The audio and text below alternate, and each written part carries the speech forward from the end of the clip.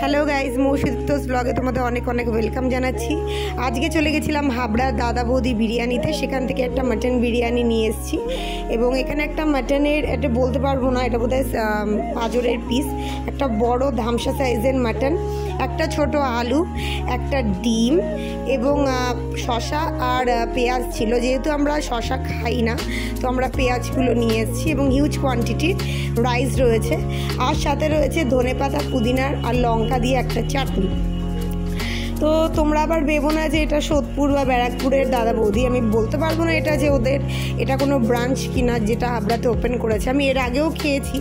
কোয়ান্টিটিটা একজনের জন্য পারফেক্ট, যথেষ্ট সুন্দর কোয়ান্টিটি। ঝরঝরের রাইস রয়েছে, তারের রাইস, সাদা রাইস এবং মশলাদার রাইস মিক্সড করা রয়েছে।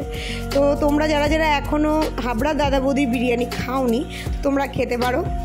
তো খেয়ে নিই, পরের ভিডিওতে তোমাদের সাথে দেখা হবে।